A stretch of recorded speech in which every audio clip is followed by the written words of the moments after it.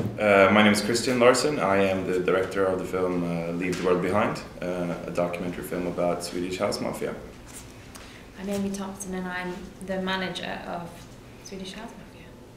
And executive producer on the film? And executive producer on the film, yes. Let's make sure you get that credit in there, it's very important. It is actually very important to me. To my mum it is. My mum loves it. Have you had that credit on a film before? His other movie. In the first I one, only ever yeah. produced for Christian Larson. I'm very exclusive. You can only book me for him. That makes you very difficult to book. It does. But it does. It's driving demand through the roof. Well, let's talk about the film, and I guess this goes back to the original film, and that's, you know, what brought on the idea in the very first instance to document them in a cinematic way, as opposed to web series or, you know, something like that, which is reality show. Reality show. DJ Idol. It goes back to when we did the first film. I got into electronic music. I went to Ibiza to experience the core of it, I believe. I was young, and I was a young filmmaker, and I heard about these guys, and late that summer I met them at an after party, and there was something different about them to other DJs and artists. They were, first of all, there were 3 of them in one group, you know, that brought on 3 different characters and a chemistry between them. And then I just felt that there was something special about them. They're great characters, and I felt that something would happen to them, and it was already going, you know. So as a filmmaker, it's a great chance to be able to follow something that's about to break out.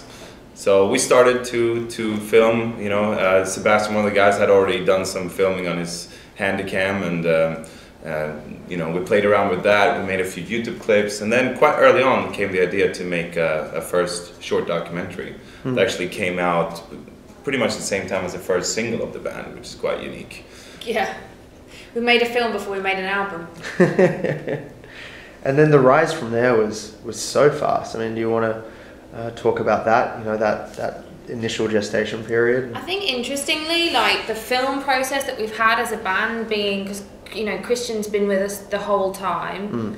The film process of the band is absolutely key to their storyline. Like. You know, when we were very first launching as a band and bringing the 3 of them together, you know, they were already and still are extremely successful solo artists.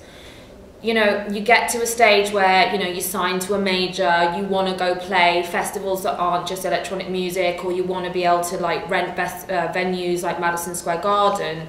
You need what I would call grown-ups to take you seriously. So we did a book, we did a film, to almost kind of not legitimize them, but to kind of put it in a format that people who we respected would come to. You know, they weren't necessarily going to come to 4 in the morning at Ultra Festival in Miami or whatever, but they were curious about it, they were interested in it, and we were very influenced by not just our own genre, by multiple genres of other people being around us, from creatives to art directors to film directors to A&R guys to band members. You know, we got some band members who we're fans of to come and sort of see our film rather than see a show, for example, to begin with. So, you know, being able to work with brands like Absolute and whatever, like, we needed to have a very different storyline to everyone else. And so really from take one, I think that legitimised the band in a whole other way to a lot of other people's sort of trajectories in that thing. And then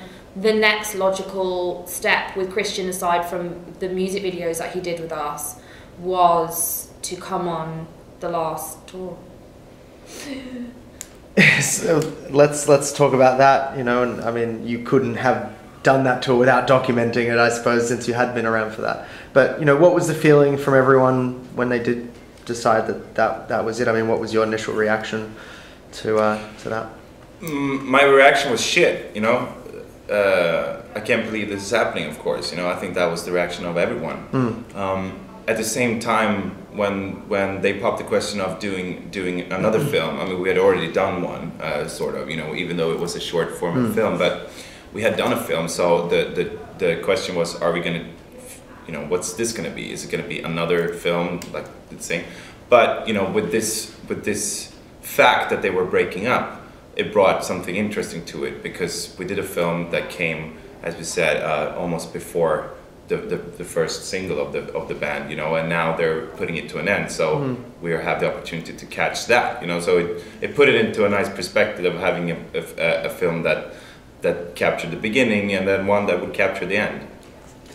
I think it was really also important that Christian came with us on the trip, because you can see how reality TV stars get very addicted to having cameras around because it becomes the norm, and he'd been with us the whole time. And I think that, like, whether it be his friend, whether it be filming us, whatever it was, like, there was an element of continuity by having him there and having camera on, not in a way where you start playing up to the camera because it's so normal for us that he's there all the time, but more like in a period of absolute abnormality where it could have fallen into like really depressive times. It was kind of like, okay, yeah, this is normal, this is normal, this is normal, this is normal, this is normal, because he was there. I think if he'd left us, it would have just been like the end already, you know? It would have been like, oh, we're over, so we'll go on this random last tour. It was like, okay, no, we finished this together. And I think without him going, it would have been really depressing.